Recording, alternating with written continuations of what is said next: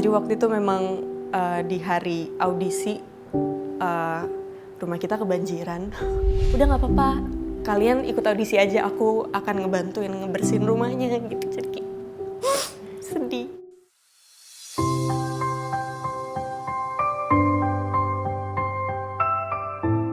Sukses itu tidak diberikan, melainkan diperoleh.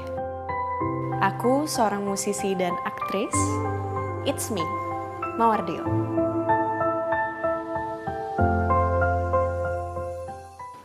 Puji Tuhan waktu aku pindah ke Jakarta nggak ada satupun teman-temanku yang ngerasain dibully, juga nggak ada. Dan aku sendiri, mereka sangat-sangat welcome sih. Dari pertama kali aku datang untuk ngeliat sekolahnya juga mereka kayak udah halo gitu, kayak sangat-sangat hangat gitu.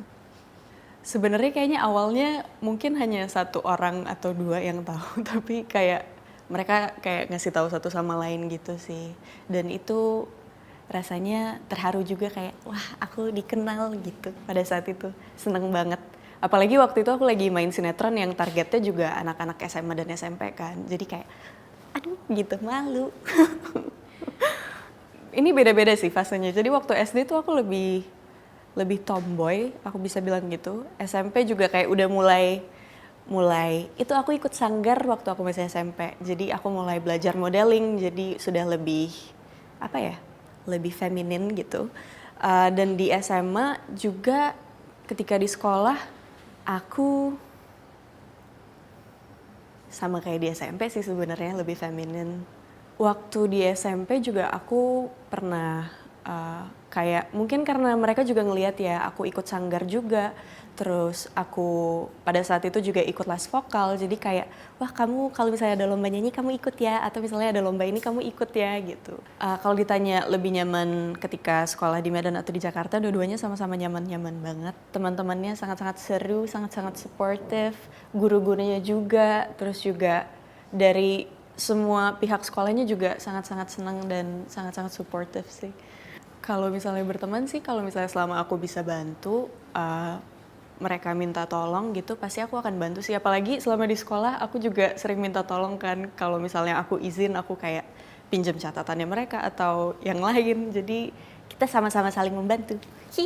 Wah, kalau konser nyanyi, aku pernah nyanyi di depan mereka, tapi kayak kalau konser belum sih. Nanti kalau misalnya ada konser aku langsung tolong datang ya. Mawar Eva De Jong, artinya kalau Mawar, jadi karena family name aku De Jong, papa sama mama setuju buat nama awalnya itu lebih ke Indonesia gitu.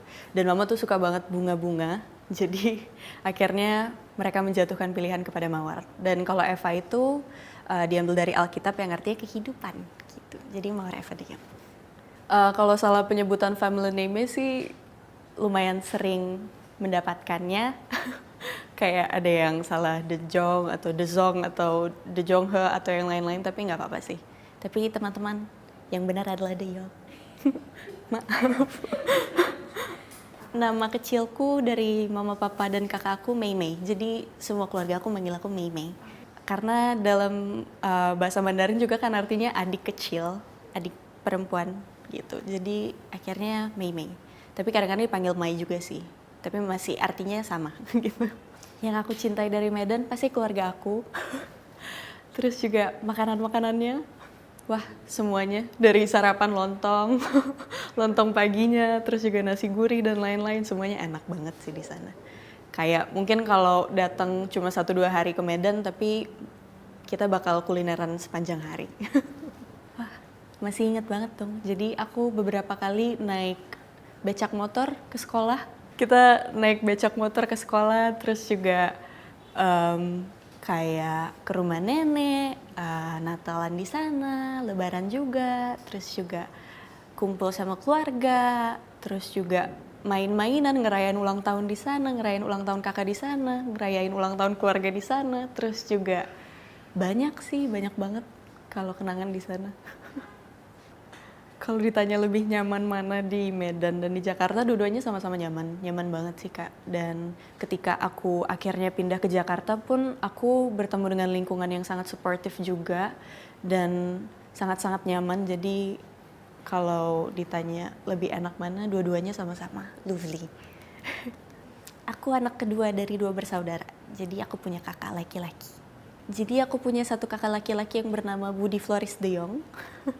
Dia sekarang umurnya 25 tahun. Kita dari dulu selalu bareng sama-sama, terus jadi aku selalu ikut main apa yang dia mainin. Kayak misalnya dia mau main petak umpet nih sama teman-temannya dia, aku ikut gitu. Terus sampai sekarang juga masih deket banget, kita selalu bertukar cerita, curhatan juga. Terus juga apa ya, dia selalu mendengarkan cerita-cerita aku juga sih sampai sekarang dari dulu. Kalau curhat kayaknya hampir semua sih ke Bang Budi, karena aku juga kayak nanya pendapat dia dari point of view orang yang berbeda kan, dengan ya cara pandang yang berbeda juga. Aku juga cerita sama teman-teman aku, minta mungkin mereka ada saran gitu. Dan dia suportif banget sih, dia kayak nanyain juga kayak gimana kan hubungan kamu gitu, sama teman-teman kamu juga gimana gitu. Sosok kakak buat aku sangat-sangat berarti, karena kita dari kecil juga bareng terus kayak dia mendengarkan cerita-cerita tidak masuk akal dari aku juga, sampai dari yang masuk akal sampai tidak masuk akal gitu. Dan dia selalu apa ya, ngasih solusi terbaik sih dari dia. Dan aku nggak tahu sih aku jadi apa kalau nggak ada kakak dan mamaku dan papaku dan keluarga aku. Kalau bohong kita nggak pernah janjian sih. Kayak mungkin kita punya prinsip kalau mau bohong sendiri-sendiri aja kali ya gitu. Jadi jangan tarik aku ke dalam permasalahan kamu gitu. Tapi kalau misalnya ada masalah yang mungkin di cara penyelesaiannya harus bareng-bareng, mungkin kita bakal ngobrol bareng. Tapi kalau bohong kita nggak pernah janjian sih. Dia sangat-sangat suportif, mungkin nggak dengan kata-kata ya dia, tapi dengan tindakannya dia sangat-sangat suportif. Dia selalu datang kalau misalnya aku ada acara, ada kegiatan, dan kalau misalnya lagi nyanyi juga dia datang. Terus dia bakalan ngasih saran kayak, wah aku suka banget filmnya. Tapi menurut aku, jadi kayak gimana ya, dia tetap pengen ngelihat aku jadi versi terbaik dari aku gitu. Jadi selalu ngasih saran-saran yang membangun. Kalau di rumah kita masih pakai bahasa Karo kalau ngobrol. Kadang-kadang logat Medannya juga keluar ya. Kalau ya apalagi kalau misalnya udah sama keluarga di Medan, itu pasti bakal terjadi. Dari awal ketika aku memutuskan untuk terjun di dunia entertainment, dari keluarga semuanya sangat-sangat supportive. Jadi waktu itu memang di hari audisi rumah kita kebanjiran. Dan itu waktu itu kita benar-benar pusing banget, tapi gimana caranya aku tuh kepengen banget ikut audisi itu waktu itu. Dan kayak nggak apa-apa deh, 1 jam kita kesana, habis itu balik lagi kita bersih-bersih deh rumahnya gitu. Terus akhirnya dari keluarga aku juga kayak udah nggak apa-apa, kalian ikut audisi aja, aku akan ngebantuin ngebersihin rumahnya gitu. Jadi kayak sedih. Sampai sekarang mereka juga sangat-sangat suportif, kayak mereka nanyain kegiatan kamu sekarang apa, kamu ngerasanya gimana gitu. Dan apa ya, aku nggak tahu sih gimana karir aku tanpa mereka. Kalau support dari orang tua dan juga keluarga, mereka sangat-sangat supportive. Jadi kayak mereka selalu nanya kegiatan kamu sekarang apa, gimana perkuliahannya gitu, kamu ngerasanya gimana dan lain-lain. Dan mereka selalu berusaha untuk datang sih ketika aku ada acara gitu atau dan lain-lain gitu.